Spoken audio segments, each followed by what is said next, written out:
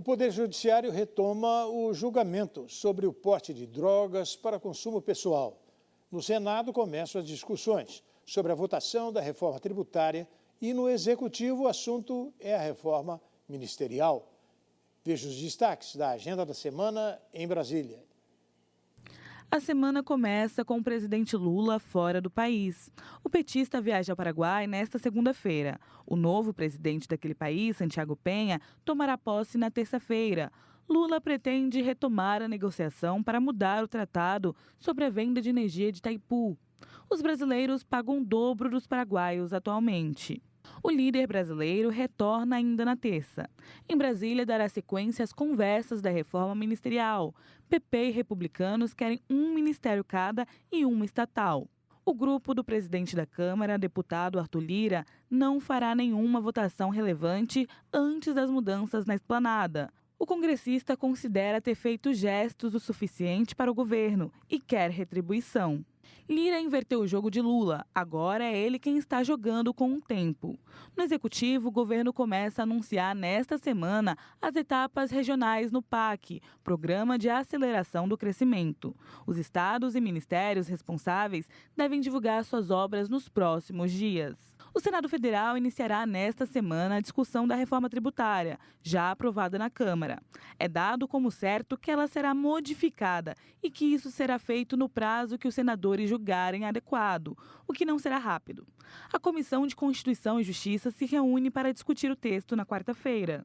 O presidente do Senado, Rodrigo Pacheco, fará sessão sobre descriminalização das drogas na quinta-feira. Em 3 de agosto, ele criticou o julgamento do STF, que pode levar à descriminalização do porte da maconha para consumo próprio. No mesmo dia, o Supremo retoma o julgamento. Até agora, os 4 ministros que votaram foram favoráveis. São eles Gilmar Mendes, Luiz Roberto Barroso, Alexandre de Moraes e Edson Fachin. A tendência é pela descriminalização, mas o julgamento não deve terminar nesta semana. E um outro assunto que a qualquer momento pode entrar em votação na Câmara é o novo arcabouço fiscal do governo. O comentarista Ney Gonçalves Dias tem mais detalhes. Além da marcação da data, deverá ser decidida também a posição final da Câmara dos Deputados com relação às alterações realizadas no Senado. O senhor e a senhora se recordam que o senador Omar Aziz, do Senado Federal, ele foi o relator do arcabouço fiscal do Senado. E ele acrescentou 3 declarações. O senhor se lembra? Tem aquele negócio da inflação, tem o principal do Fundeb, ou seja, tirar o dinheiro que é grande do Fundeb do teto de gastos. Pois bem, o relator Cajado e alguns líderes da Câmara insistem em que seja aprovado o texto original, sem as alterações propostas pelo Senado, apresentadas pelo relator Omar e votadas pelos senadores. Mas o governo, membros do Poder Executivo, têm feito pedidos, pressões para que os deputados aceitem estas 3 alterações realizadas no Senado, que o governo federal diz ser do interesse deles, e eles dizem que é também do interesse do país.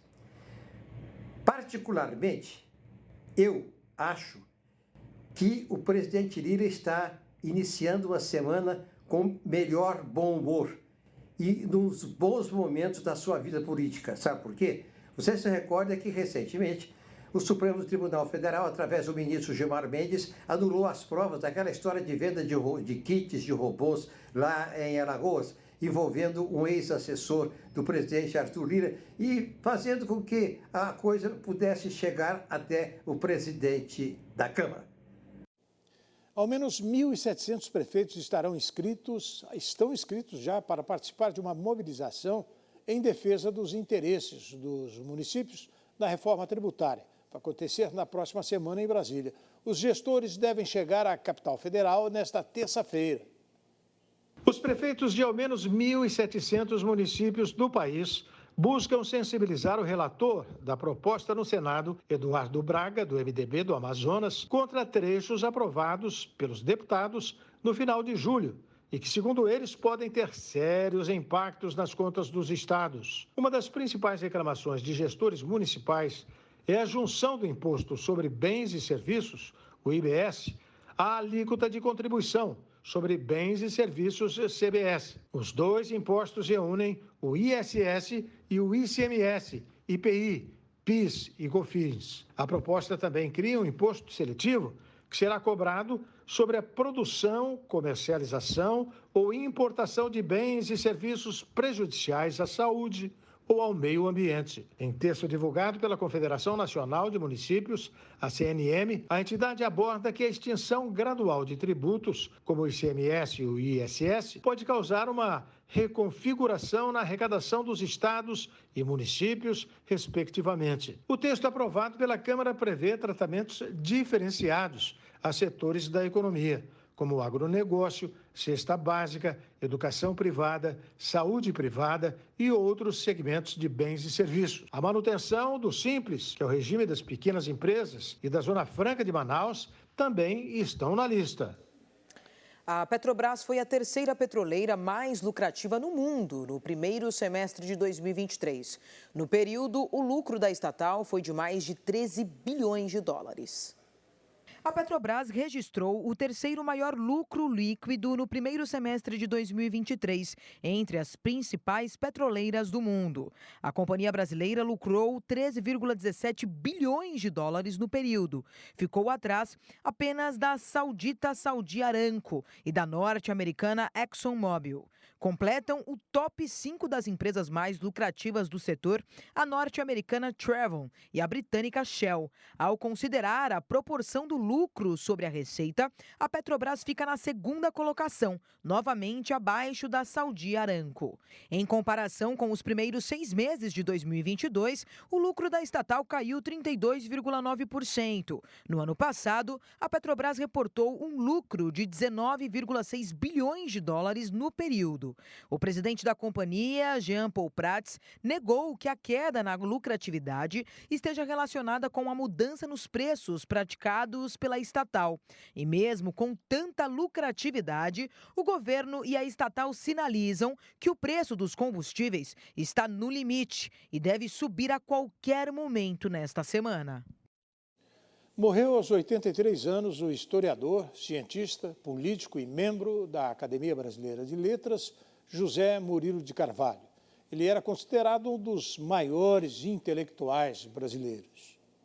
Morreu na madrugada deste domingo o historiador e cientista político José Murilo de Carvalho, considerado um dos maiores intelectuais do Brasil. Tinha 83 anos e estava internado com Covid-19. O enterro aconteceu na tarde de hoje no mausoléu da BL, no cemitério São João Batista, no Rio de Janeiro. José Murilo era membro da academia desde 2004, quando foi eleito para a cadeira número 5, aberta com a morte de Raquel de Queiroz. Era, além disso, integrante da Academia Brasileira de Ciências. Mineiro, José Murilo formou-se em Sociologia e Política pela Universidade Federal de Minas Gerais. Depois obteve os títulos de mestre e doutor em ciência política pela Universidade Stanford, na Califórnia. Foi professor emérito da Universidade Federal do Rio de Janeiro e pesquisador emérito do CNPq. Escreveu 19 livros, entre os quais Os Bestializados, melhor livro de 1988 da Associação Nacional de Pós-Graduação em Ciências Sociais. Também escreveu A Formação das Almas, o Imaginário da República do Brasil, Prêmio Jabuti em 1991 e Dom Pedro II, Prêmio Jabuti em 2008, todos considerados fundamentais